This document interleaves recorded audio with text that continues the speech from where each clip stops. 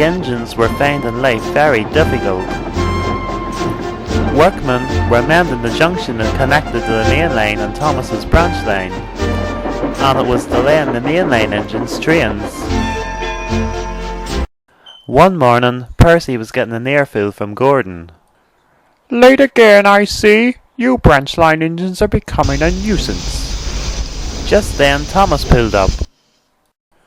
"Will I tell you something, Gordon? It is harder for us than it is for you. No matter what station we go to, we have to try and go to this platform." "It's not our fault," said Thomas. "Oh, excuses, excuses. The junction should have been finished now anyway," said Gordon. "We're trying our best," said Jack.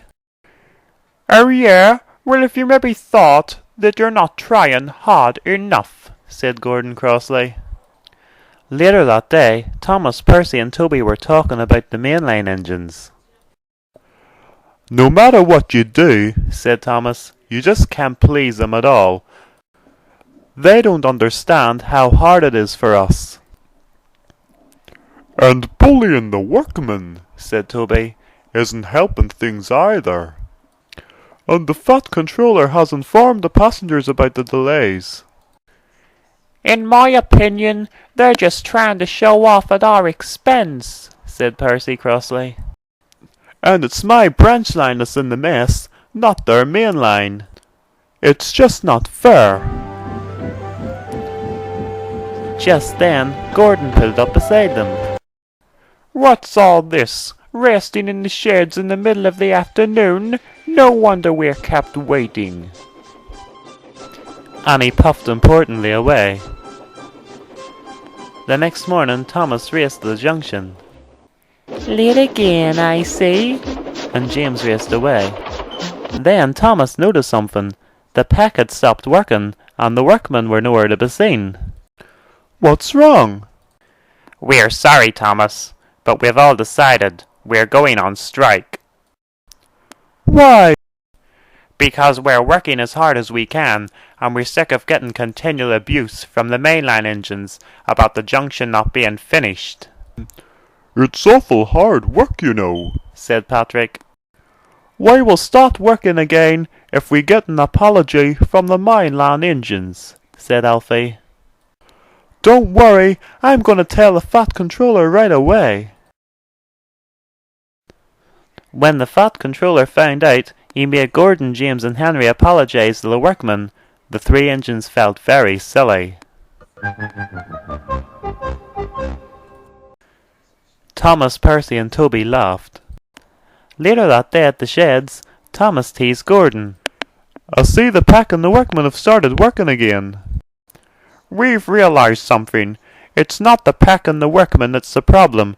It's you, Percy and Toby," said Gordon crossly. Thomas was furious. "No offence, guys, but it's quite boring waiting for yous at the junction every day," said Henry. "In my opinion, until the junction is finished, the branch line should be shut down." "No need for that," said Edward. "Why not? Bertie the bus could do just as good a job, and he would be much quicker too." "Well, I'll tell you one thing, Thomas. If you're not at the junction before me tomorrow, I will leave without your passengers," said James. "You wouldn't dare," said Percy and Toby. "That would be just horrid," said Thomas. "Well, after all, we are mainline engines," said James. Thomas was worried. The next morning he raced into the station. "Hello, Thomas, you're early," said Bertie. "What's up?" "I'm in a hurry. Get in quickly, please," Thomas shouted to the passengers. And the passengers started boarding Annie and Clarabelle. "Hurry up! Don't rush the passengers," said Thomas's driver. At last the passengers boarded. The shunter had just coupled Thomas to Annie and was about to couple Annie to Clarabelle. Then there was trouble. Thomas started and Annie wasn't coupled to Clarabelle. "Thomas, you've forgotten Clarabelle," but Thomas wasn't listening. Everyone shouted, "Thomas! You've forgotten Clarabelle!" "How dare you!" said Clarabelle. "Thomas has forgotten about me." Just then, Toby pulled up. The guard had told Toby what had happened, and Toby had an idea. Get the signalman to stop Thomas at the next signal, and then I will push you and Clarabelle up to him. You're a very clever engine, said the guard. Well done, Toby, said his driver. James was in a hurry too. "Hurry up everyone, all aboard!" What's the big rush, James? said his driver. The passengers have all just boarded. "Oh, that's great!" And James raced away. He was determined to be at the junction before Thomas.